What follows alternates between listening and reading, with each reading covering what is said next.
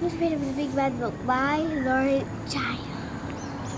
If you fell into a book of fairy tales, will the story still end happily ever after? Open this book if you dare, and find out what happened to Herb on one strange night. The story is about a boy who fell into a book. Herb loved storybooks, although he wasn't a very good reader. It didn't matter because he could tell a lot from the picture. Herb liked the scary ones best, with pictures of dinosaurs gobbling up other dinosaurs, or swooping vampires chasing people who had foolishly decided to go for a midnight stroll without any garlic.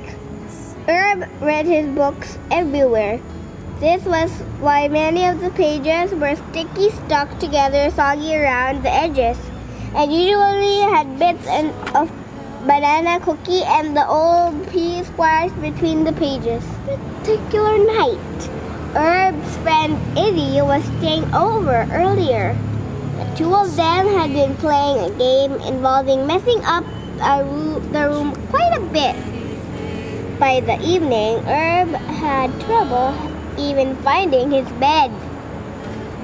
By the time he had Izzy was already snoring slightly, so Herb searched around for a book to amuse him until he dozed off. But the only he managed to find was a book of fairy tales. It hadn't been looked at in a very long time and was quite dusty. It was actually quite exciting. But so Herb's eyes soon became heavy, and before he could close the book, he fell asleep with his head on the page. With a start to hear a strange, high-pitched, shrieking noise. He looked over to see if Izzy was awake, but there was no sign of him at all. Furthermore, his bed had become sort of lumpy and huge, which was funny because Herb always found his bed to be just right. What are you doing here? How dare you be on this page? I am the star, and I say you are not allowed in this story. Shrieking thing. Oh, where am I? But stammered Herb. On my page, shrieked the girl. But who are you? Asked Herb, not sure he wanted to know. I said, the little girl, somehow managing to raise her voice even higher. I am Goldilocks, of course, and that is my story. And that's when it dawned on Herb that he had fallen into a book. He scrambled out of the bed as fast as he could, scooted downstairs, and went slap, bang, lop into 3 different sized bears. Whoops, I'm sorry, squeaked Herb, terrified. I didn't mean to be here. Oh, that's quite all right, said the largest bear. It could happen to anyone. And does all the time, said the small bear, scowling at Goldilocks. How about some porridge, said the medium-sized bear. You might find it too cold or too hot, hot or too cold. I'm afraid we're out of just right. Ahem, called Goldilocks. In case you pea brains have forgotten, this story is called Goldilocks and the 3 Bears. Now the little show up in pajama has breakfast. Herb ran for it. 2 children nibbling a house made of gingerbread. I wouldn't do that, called Herb. Get lost, shouted the children. He ran past a man climbing up what looked like a braid of hair. Ouch! Cried the boy belonging to the hare.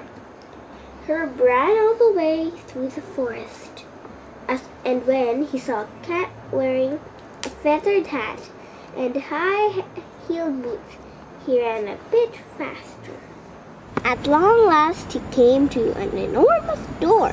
It was difficult to open because the illustrator had drawn the handle much too high. But after 3 attempts at jumping, Herb managed to grab it and slowly creaked the door open.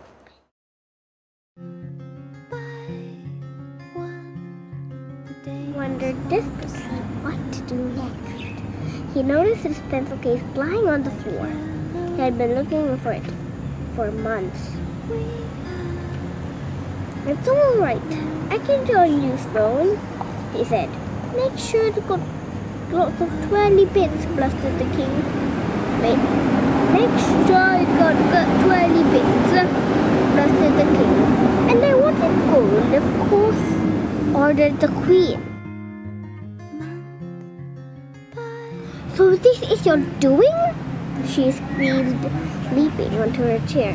"I'm going to make you wish you never opened a book."